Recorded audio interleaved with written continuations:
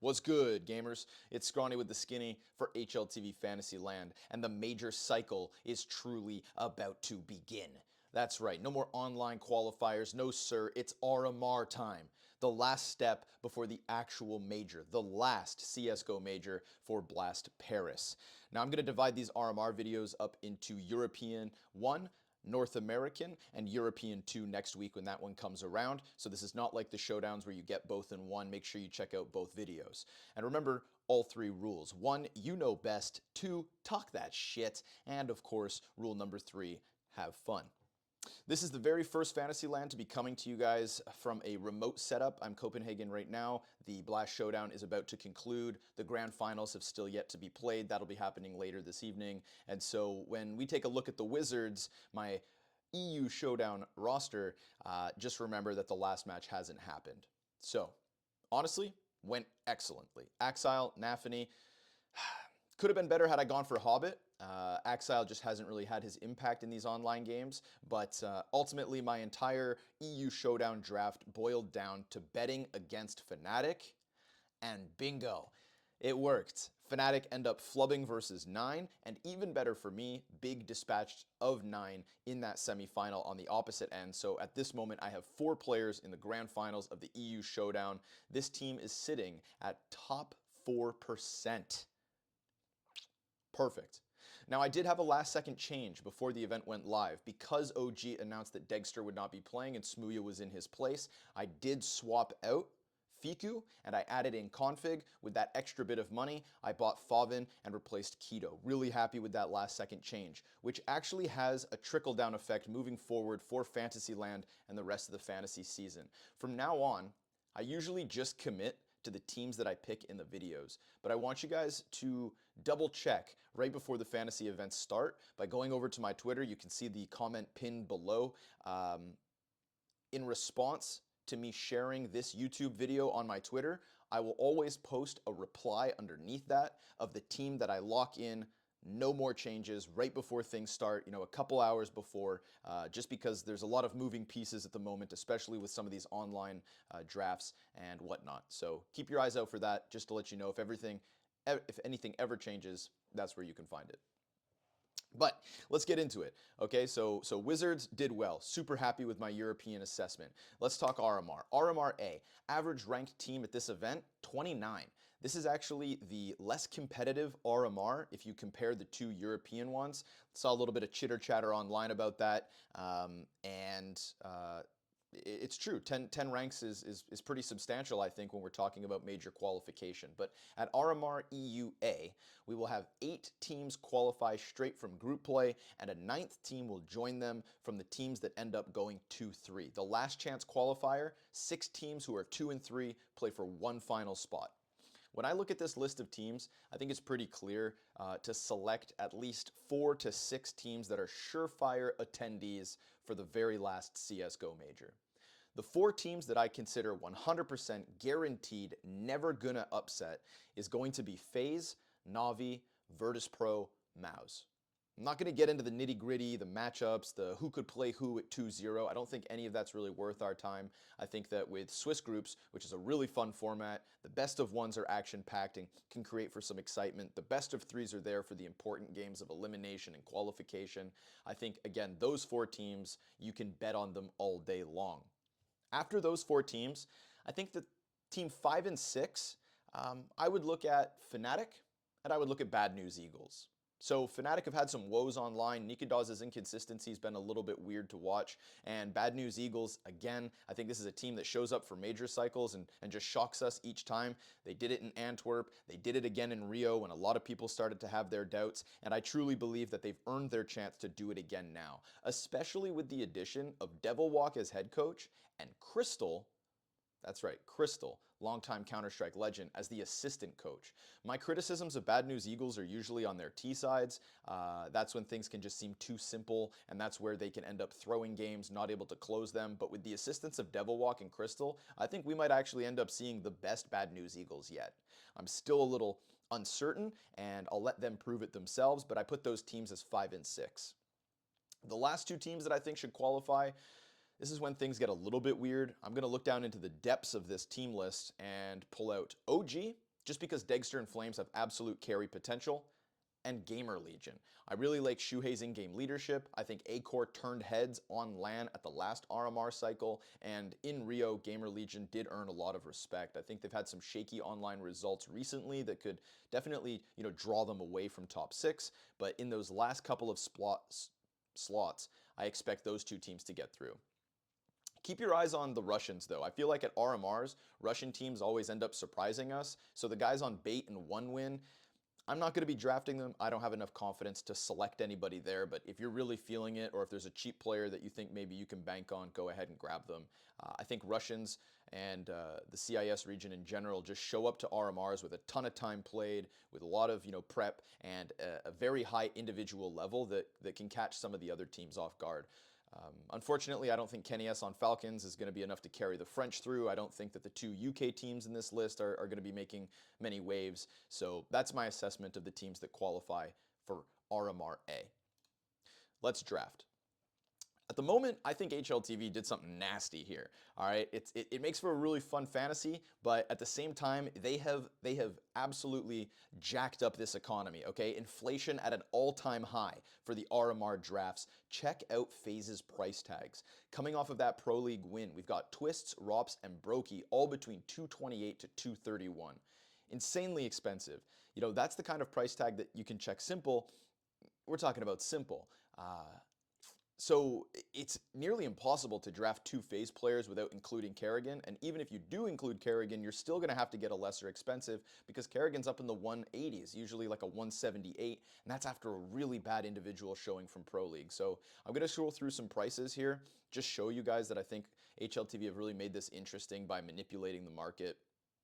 FaZe is just kind of out of my price range, if I'm being honest. Simple, I think that's a fair price, and Electronic and Bit, the 2nd and 3rd highest rated for Navi, are reasonable.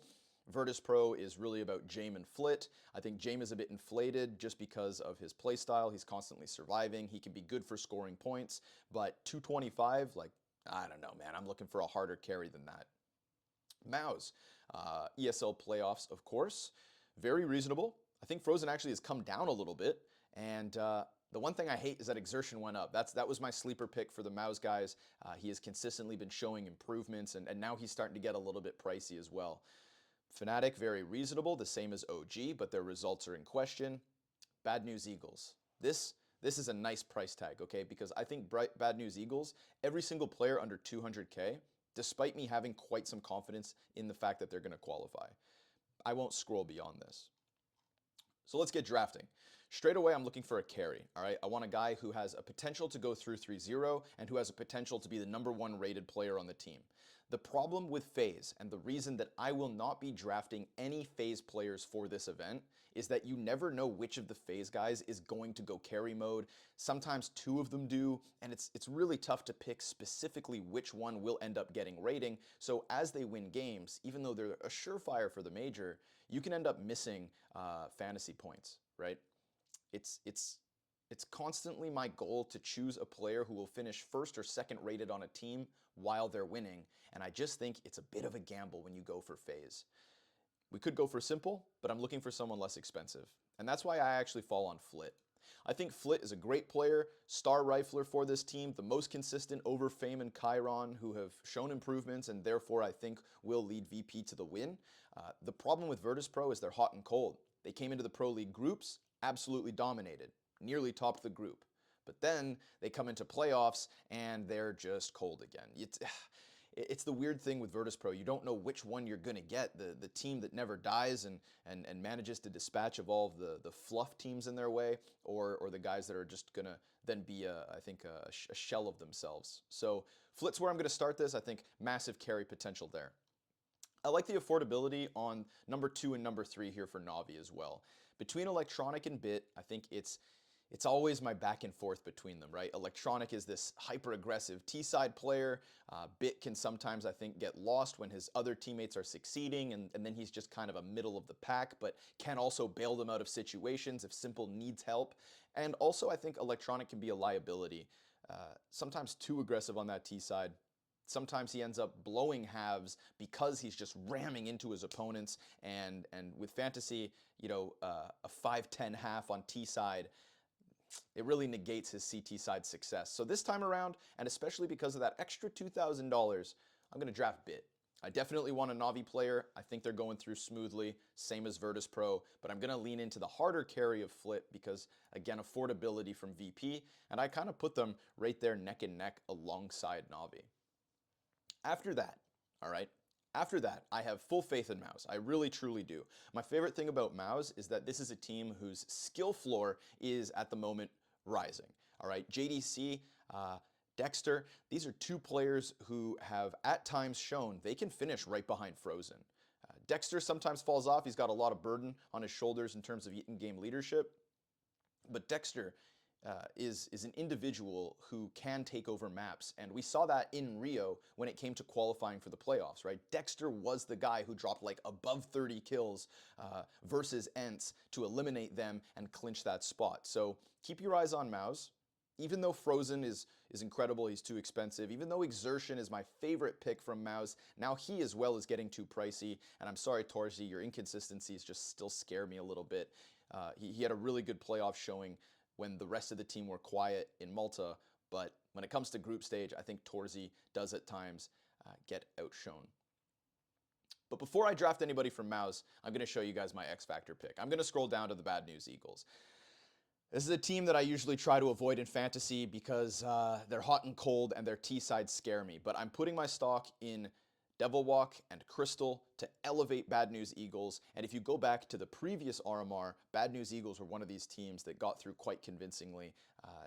I believe they actually got through in the last round of play. They had a matchup versus Fours, who were not as good at the time. And they proved that, again, they are capable of going back-to-back majors. So I'm going to give them one more major showing at least. And when we look at this team, I love the price tags, all under 100 or 200,000. Who do you pick, though? That's the big question. I think it's really between Juanflotro and GXX, but I want to show you guys some stats. When we get to LAN, Juanflotro, 1.04 rating on LAN, 1.06 versus top 10 opponents. Check out these bars right here. And contrast that to GXX. I know sometimes people like going for op rolls in order to get those extra roll points, but I do think that GXX on LAN falls off.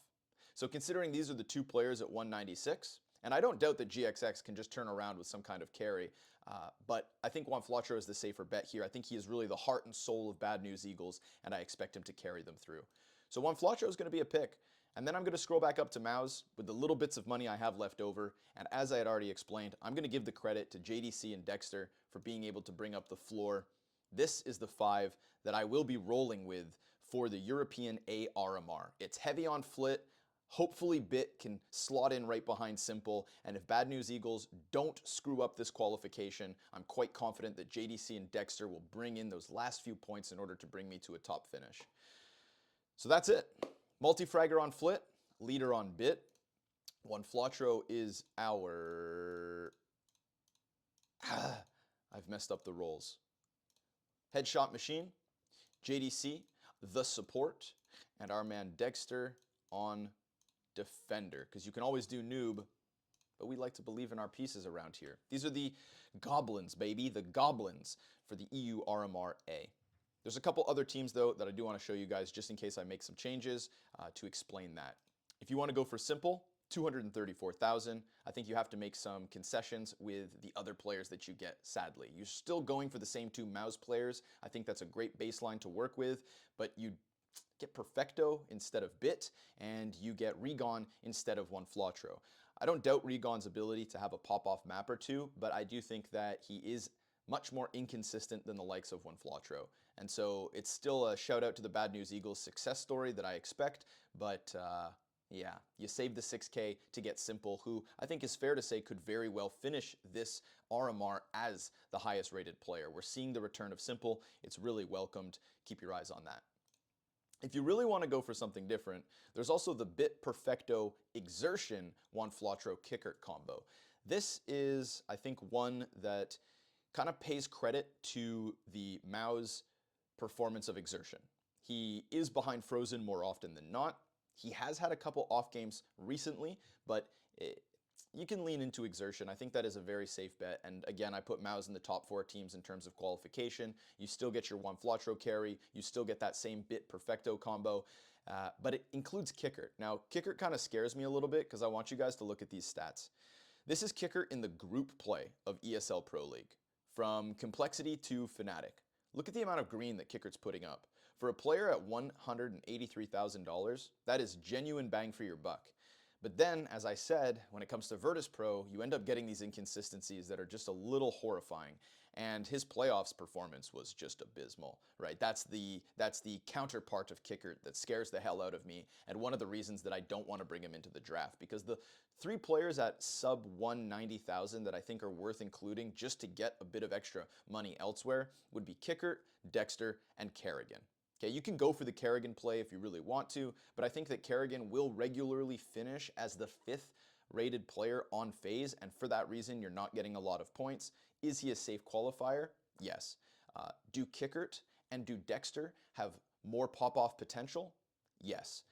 I think Kickert's a bit more of a liability. That's why I personally trust Dexter for the double Mouse pick. But hey, rule number 1, baby, you know best. And rule number 2, talk that shit. But don't talk shit about my new setup, okay? I'm out here in Copenhagen. I got a fuzzy mic on my chest. What's going on? Fantasyland from across the world. Make sure you guys check out my RMR Americas video. That will also be here on this channel, but a separate entity because there's a lot of games to talk about. And also remember to check the pinned comment right before the fantasy event starts just to make sure that I don't make any last changes. Thank you guys for watching. This has been Scrawny with the Skinny for the HLTV Fantasyland.